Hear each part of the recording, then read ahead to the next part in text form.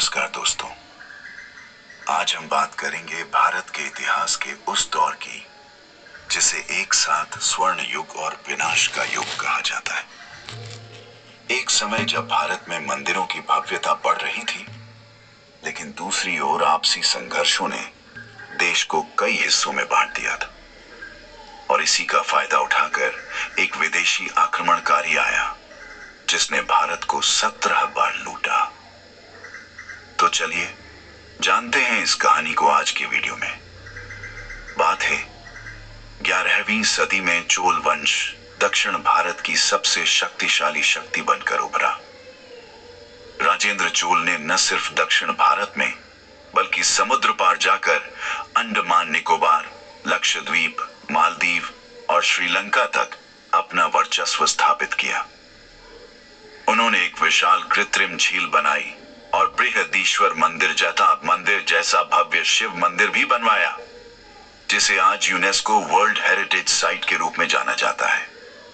चोल राजाओं ने मंदिरों को सिर्फ पूजा स्थल नहीं बल्कि आर्थिक और सामाजिक विकास का केंद्र बनाया। यही मंदिर गांवों को बसाने, व्यापार को बढ़ाने और रोजगार देने में अहम भूमिका निभाई।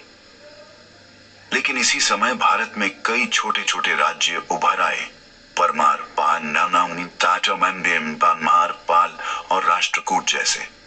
ये सभी एक दूसरे से सत्ता के लिए संघर्ष कर रहे थे। इन आंतरिक लड़ाइयों ने भारत को कमजोर बना दिया और यही मौका बना एक विदेशी हमलावर के लिए, महमूद गजनी। महमूद गजनी ने भारत पर 17 बार हमला किया।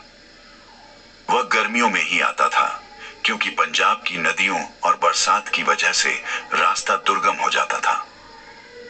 उसका सबसे प्रसिद्ध हमला सोमनाथ मंदिर पर हुआ, जहां उसने 3 दिन तक युद्ध किया और लाखों की संपत्ति के साथ साथ हजारों लोगों का नरसंहार भी किया। यह हमला सिर्फ धन लूटने के लिए नहीं था, बल्कि भारत की संस्कृति और शक्ति को भी कमजोर करने का एक प्रयास था। गजनी के हमलों से भारत की जीडीपी को भारी नुकसान हुआ। वही देश जो एक समय वैश्विक व्यापार में लगभग 25% योगदान देता था, वह गिरावट की ओर चला गया। मंदिरों की लूट, सेनाओं की कमजोरी और सीमाओं की असुरक्षा ने भारत को अन्य विदेशी हमलावरों के लिए आसान शिकार बना दिया, जिनमें आगे चलकर मुगल भी शामिल थे।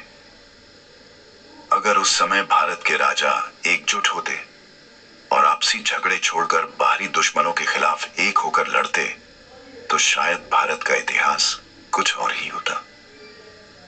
तो दोस्तों,